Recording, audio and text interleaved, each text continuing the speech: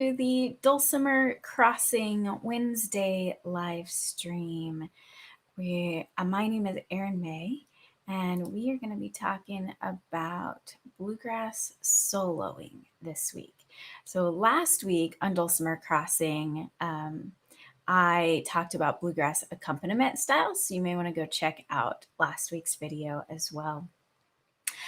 Steve Yulberg usually does the Wednesday morning Dulcimer Crossing time, and he is on vacation right now in Alaska with his family. So he has some time off, and I'm filling in for him. It's great to be with you today. If you are seeing this on Facebook right now live, make sure you're watching on the Dulcimer Crossing page. I'll be monitoring that page to make sure there are no questions coming in. So if you have a question and you're watching this, you'd like to ask me questions as we go along, please go to the Dulcimer Crossing Facebook page, find this video there. And I'm just going to double check and make sure that it has started for real.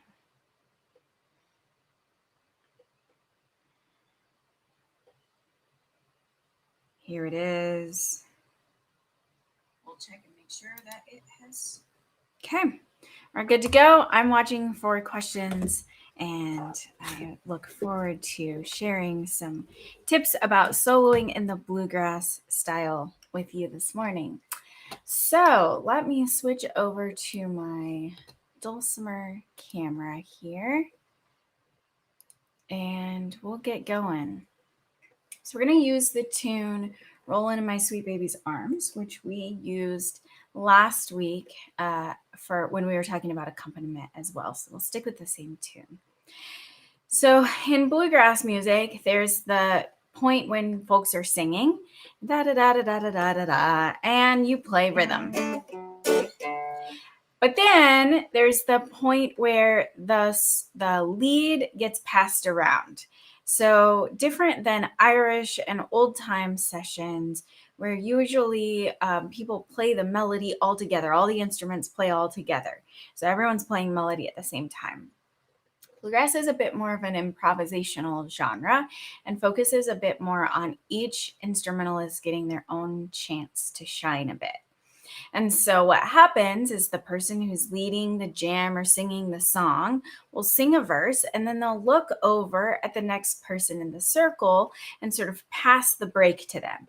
At which point that person has one time through the chord progression to play a lead.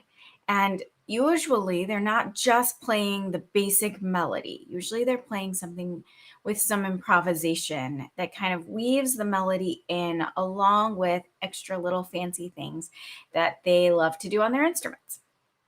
And so I want to show you some ideas for how to solo with the mountain dulcimer that makes it sound like a dulcimer and fit into the bluegrass genre. So most dulcimer players first learn to play drone melody style,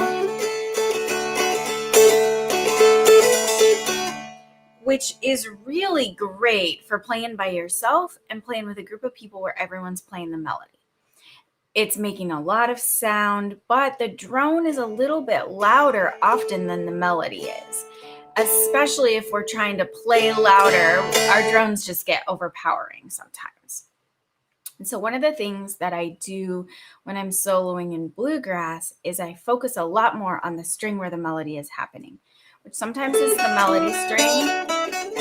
So I strum, but then I pick individual notes after that. So if you noticed, what I just did was strum on the first note and then strum on the last note. The other notes were just picked individually on the melody string. So if I'm playing notes on the melody string, I only strum sometimes, and a lot of the other notes are picked individually. And that actually helps your melody come through clearer to the instruments who are sitting across the circle. It's sort of one of those things that is the opposite of what you imagine. You imagine that if you strum all of your strings as loud as you can, that's going to make everyone be able to hear you more. But the reality is for someone sitting sort of across the circle from you, what they're mostly going to hear is drone. and they're going to have a difficult time picking the melody out of that. So if you really just pick on the melody string or the string where you're playing your notes, that's going to help you pop out a bit more. And remember, you're sitting in a circle probably in bluegrass with a banjo and a guitar and a mandolin and an upright bass and a couple of fiddles. And so their instruments are all louder than yours.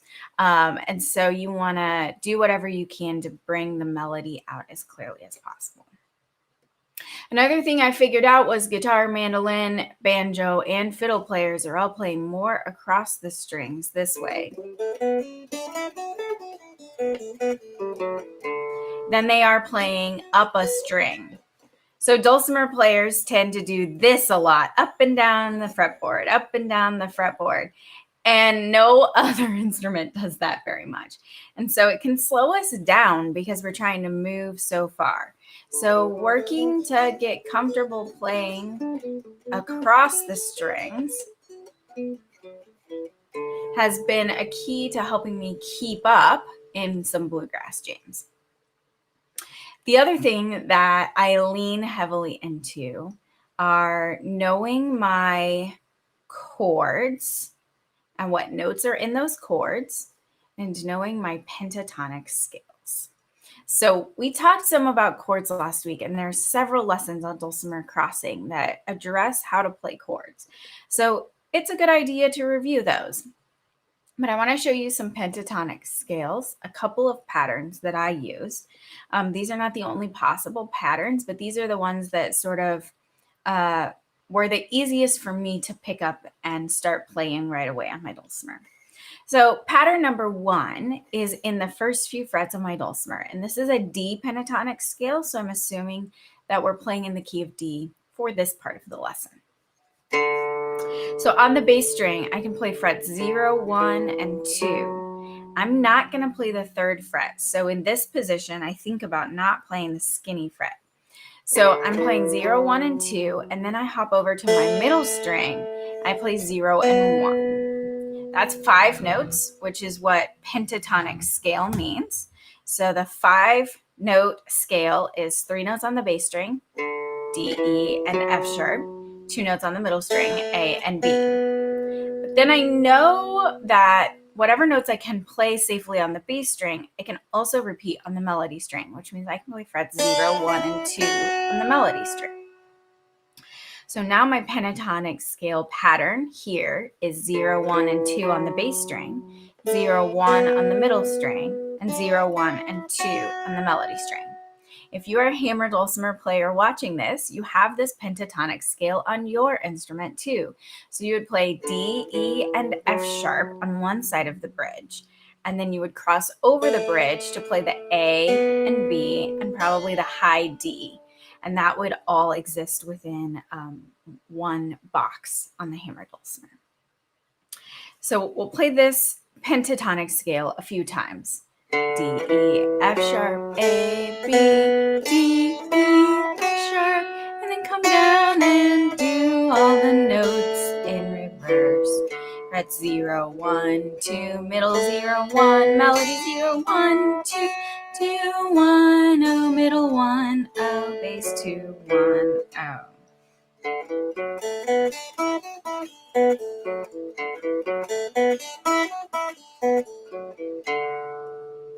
All right, so that's your pentatonic scale in the first position on the dulcimer. The next position that I play the pentatonic scale out of is at frets 4, 5, and 7. So this is the same kind of, this comes from the stretchy chord shape or extended slant shape. The 4, 5, 7 or 7, 5, 4 chord, that chord is telling me what frets I can use for the pentatonic scale. So I have a 7 on the bass as my D note, and then on the middle string, I can play frets 4, 5, and I can choose to either play 7 on the middle string or 4 on the melody string. They're going to be the same note. So either place, and 4, 5, 7 on the melody. And then because I know that any frets I can play on the melody string, 4, 5, and 7, I can also play on the bass string.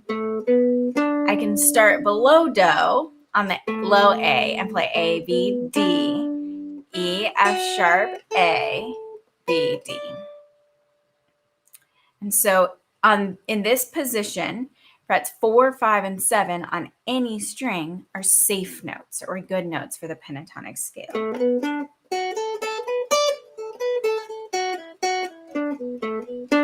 And what I start to do is put them into different kinds of orders. So instead of playing 4, 5, 7, 4, 5, 7, 5, 7, I start to play 4, 5, 7, 4, 5, 7, 5, 7, 4, 5, 7, 5, 4, 5, 4, 5, 7, 5, 4, 5. So I'm just kind of bouncing.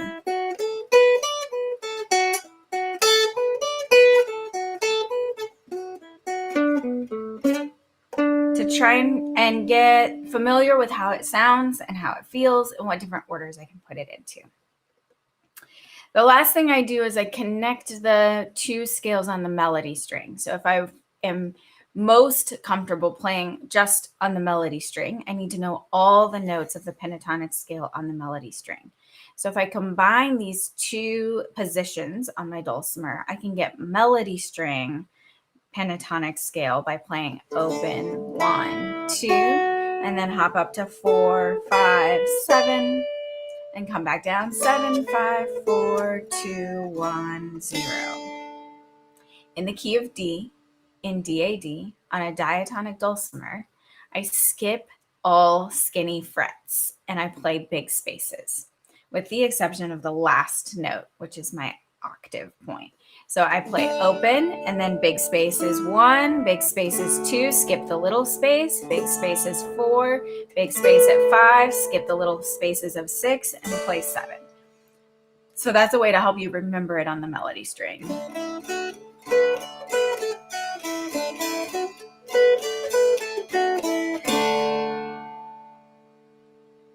All right, so what do you do with this?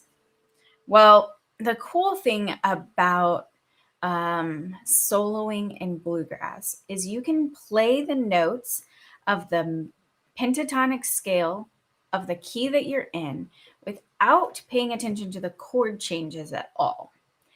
You can just stick with that D pentatonic scale and play your whole solo with those notes. So what I have done is recorded the chords to Roll Into My Sweet Baby's Arms, and I'm going to use those to show you how I might play along with a solo. Before I do that, let me sing the chorus of the song just so you remember how it sounds, and then I'll go to the solo section. Okay, so here's how. We're in the key of D. Rolling in my sweet baby's arms, rolling in my sweet baby's arms, gonna lay round the shack till the mail train comes back, rolling in my sweet baby's arms. And so that being sung, then I would look over to you and I'd say, take a solo. And you would go, oh no, I don't know this song very well. So here's how I might use the pentatonic scale. Get this queued up for us and make sure we can hear it. All right. 1, 2, ready, play.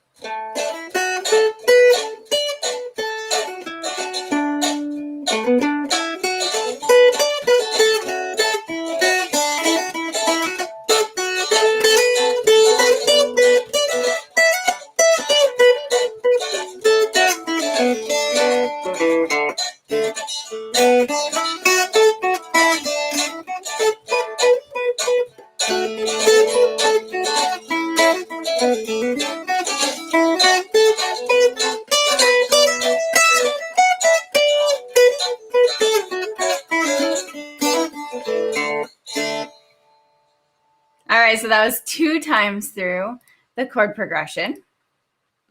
And I stuck with mostly the melody string, but I also worked in some notes across the strings in this position and across the strings in this position. I'm going to do it again, and I'm going to play only pentatonic scales in this position. So I'm not going to let myself move above the second fret of the dulcimer. I'm going to play fret 0, 1, and 2 on the bass, 0, 1 on the middle, 0, 1, and 2 on the melody, and that's all. So I'm not going to let myself go past that. 1, 2, ready, play.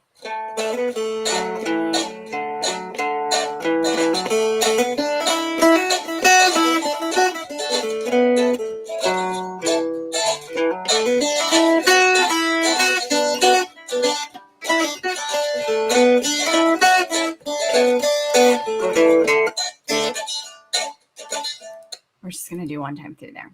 And I'm going to do the same thing, excuse me, where I do one time through at frets 4, 5, and 7. So I'm not going to let my hand move out of that position. Frets 4, 5, and 7 on any string. Here we go. 1, 2, ready, play.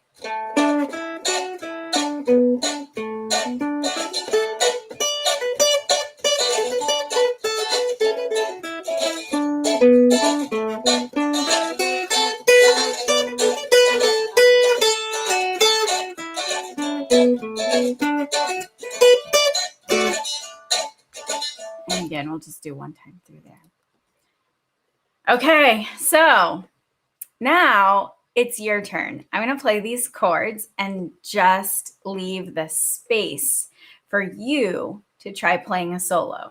So you can try playing a solo just in the low frets, fret 0, 1, and 2 on the bass, 0, 1 on the middle. You can try playing just in the upper section at frets 4, 5, and 7. Or you can try playing on the melody string where you connect the lines and you use only the big spaces. And remember, the notes that we're actually playing here are D, E, F sharp, skip G, play A and B, skip C, and play D. So that's the notes of the D major pentatonic scale.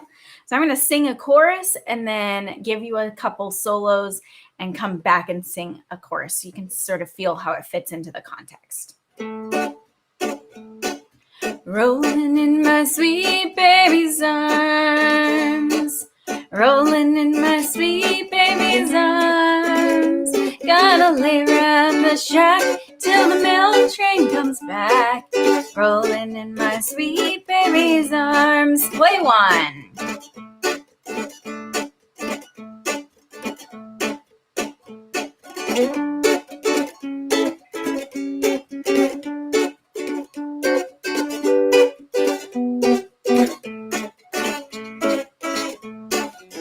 Sing one. Rolling in my sweet baby's arms, rolling in my sweet baby's arms, gonna lay around the shack till the mail train comes back, rolling in my sweet baby's arms. Play one.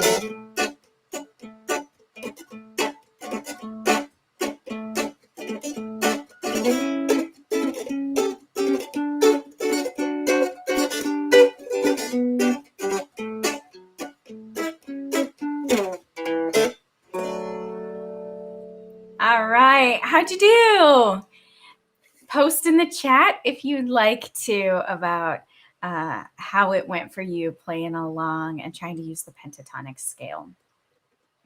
So we've got about 10 minutes left. And so I want to show you quickly how to also use chord tones for soloing. And so if you have learned the chord progression of the song, or maybe you've managed to kind of pick it up by the time it's your turn to play the solo, you can follow chord notes when you're putting your solo together. So in Rollin' in My Sweet Baby's Arms, it starts with a D and it holds on D for a long time.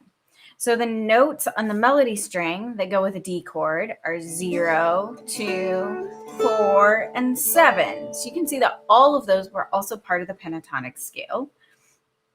And those are D, F sharp, and A notes. So anywhere on your dulcimer that there's a D, F sharp, and A, those are part of the D chord.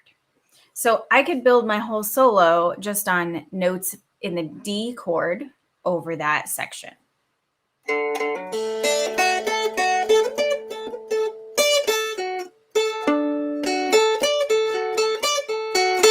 And here the chord changes. It goes to an A chord. So now I want to change my notes to A's and C sharps and E's.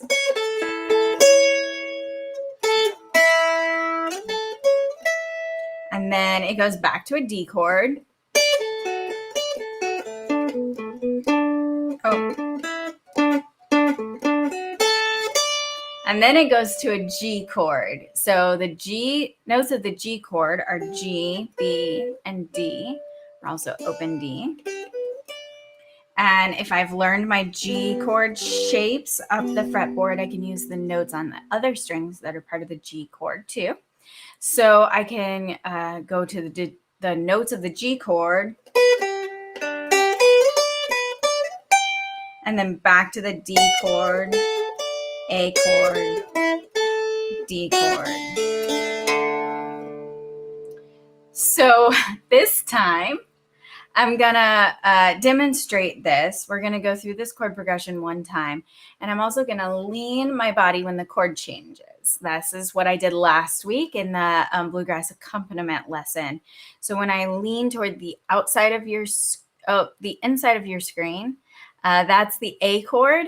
And when I lean toward the outside of your screen, that's the G chord. So those chords will change, and I'll sort of give you a verbal cue about when the chords are changing too, and you'll see that I change which frets I use in those places. So this is a solo using only notes from the chords. 1, 2, ready, play.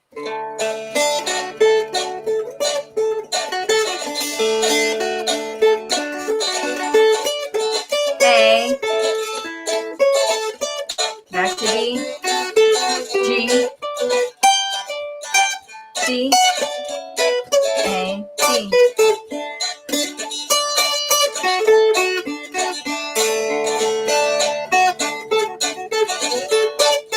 A, G, D, A.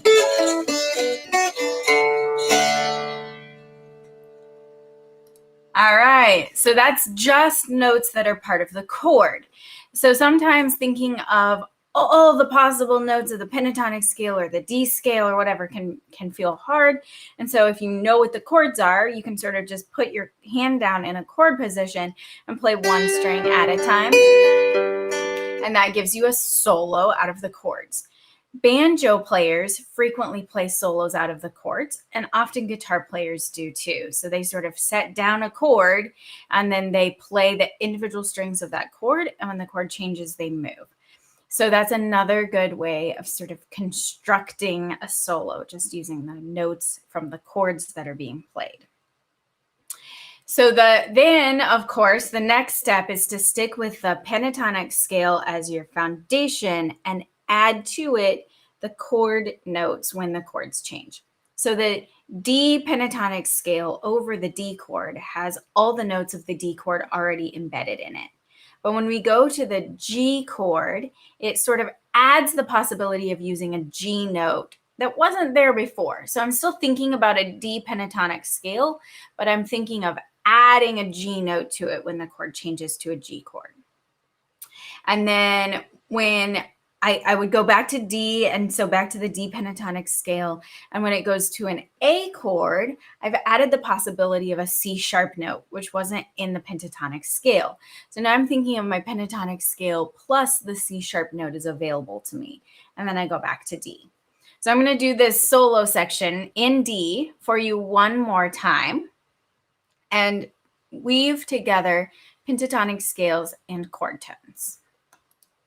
1, 2, ready, play.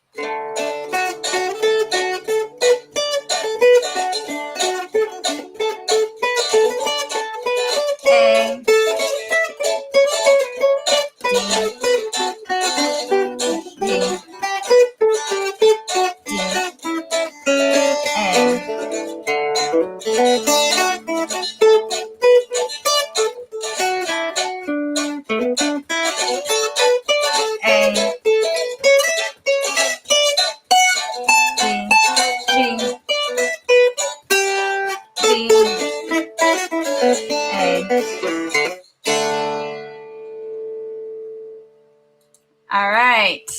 So when I use those notes, every note I play, even if it's not the melody, even if it's not the note I thought I meant to play, they're all going to sound okay next to the song. So as long as someone else is playing the chords and you're playing notes from the D pentatonic scale and or notes from the chord that is being played at that moment, your solo is going to sound like you're playing the right notes all the time.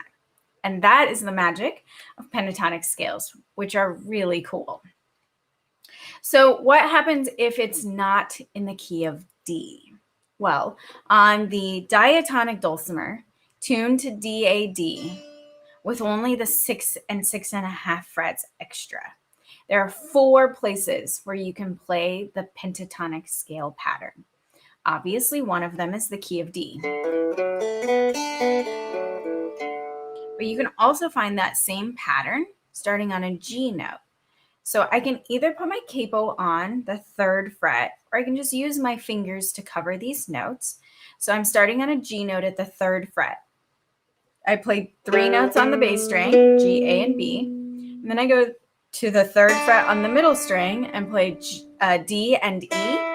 And then I can repeat those bass string notes on the melody string, G, A, and B. So my G pentatonic scale in this position is 3, 4, 5 on the bass, 3, 4 on the middle, and 3, 4, 5 on the melody. The notes are G, A, B, D, E, and back to G. We can also find this at the 4th, starting at the 4th fret in the key of A. So an A note on the bass string is at the 4th fret. So again, I could put my capo on the 4th fret, or I can just use my fingers to cover the strings. I play A, B, C sharp, which means I need the 6.5 fret here, and then E and F sharp on the middle string, and to the melody string, A, B, and C sharp. So the frets that I'm playing here are 4, 5, 6.5, 4, 5 on the middle, and then 4, 5, 6.5 on the melody. So those are keys that we kind of typically think of as possibilities.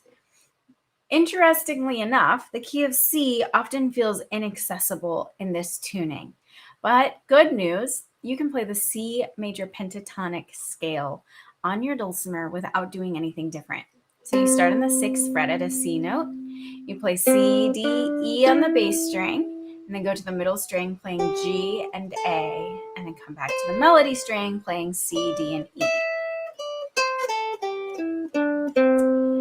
The frets that we're playing are 6, 7, 8, middle string 6, 7, melody string 6, 7, 8.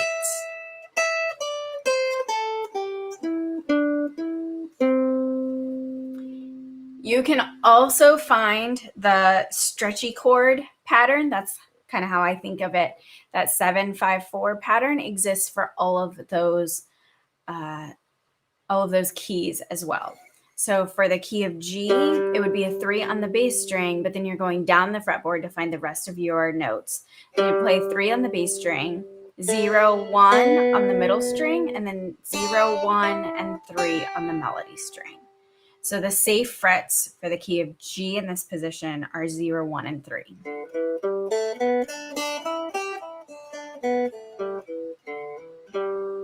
0, 1, and 3. For the key of A, your frets are 1, 2, and 4. So your 1 octave scale would be fret 4 on the bass string, 1 and 2 on the middle string, and 1, 2, and 4 on the melody string. Or you can mix them all up, and frets 1, 2, and 4 on any string are safe.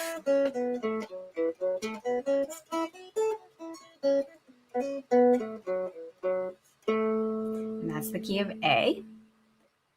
And last but not least is the key of C. And so my 1 octave scale starts on the 6th fret, a C note on the bass string, to the middle string at 3 and 4, and the melody string at 3, 4, and 6. So my safe frets for the key of C are 3, 4, and 6.